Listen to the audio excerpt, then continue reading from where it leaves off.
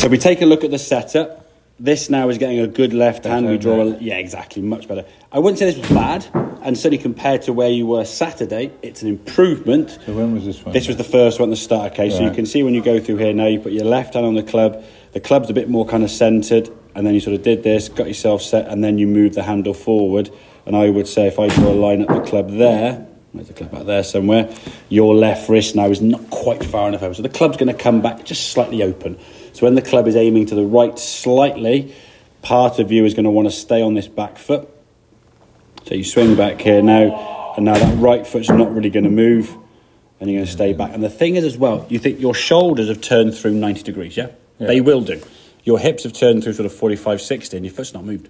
So your back now is going like that, which actually does a lot more potential long-term damage of your back if you're just staying very flat, because your shoulders have to keep moving, yeah? They're not going to stop dead centre, and then the hips are very hard to sort of restrict, but your foot can just say plant to the ground, and your back's like, whoop, just like twist around when it doesn't want to. So if we can get somewhere in the region of, again, that good setup and grip position, again, same good backswing, we can start now seeing that the right foot, you say you're moving further forward, this right foot now just starting to sort of lift a bit off the ground there. Exactly. But like I say, 5% today, 5% tomorrow, 5% the next day. So in time, you'll get in a position where this hip's coming around the corner, this knee's coming together. And I think a lot of it from the lower half perspective has always been kind of, you said in the past, you sometimes lost your balance going forwards or leaning into the golf ball. So therefore you think, right, okay, I'm going to stop losing balance. I'll just plant my feet on the ground and almost put like 2 screws through my toes and leave my feet there and just do everything with the top half, which, okay, there's some merit to that. You can make some contact and the ball can go somewhere, but it's very limited. On sloping lies, you're going to struggle, because you're not able to move the body with the slope at all, okay? And then when you weren't striking it quite so good, you'd often find, as we said, you'd hit the ground behind the golf ball back here. So we've got that sequence with the grip now, just making sure we're setting up with the club, getting into a better position straight away.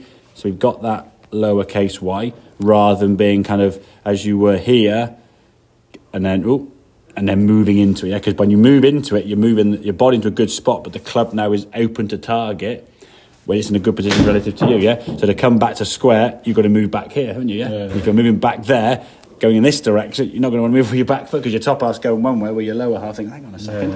It's very, very difficult to coordinate those movements. So I would say that setup at the moment is probably a conscious competent for you. You can do it, but you still got to just think about it slightly. It's balance. Of course it is, And once you get used to that setup, it'll be a lot better, okay? And then in terms of the swing now, it's going to be a movement now, so you can practice just moving a bit more towards that left foot. So you can see the lower half now, the leg is certainly starting to move in. There's a bit of angle now in this trail leg showing you're moving onto your left side, and you're moving forward there, your weight finishing more on your left side. And there's more kind of punch then through the body. Imagine if you're going to hit someone with a punching bag or whatever, you're not going to sort of stay flat foot and just sort of throw your arms out. There's going to be some movement laterally with that body, okay? But it doesn't mean you've got to try and throw all your body at it so you lose balance. It's building up that kind of movement gradually over time. So, like I said, 2 minutes twice a day.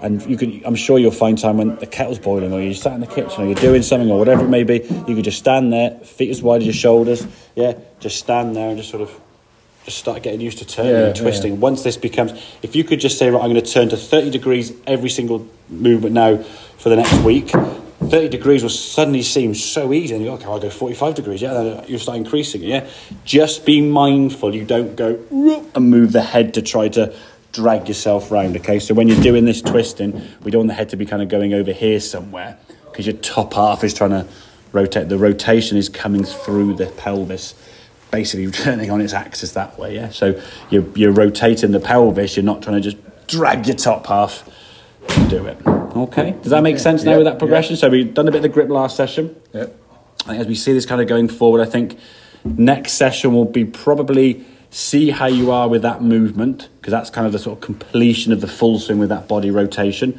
Probably a double check of the grip.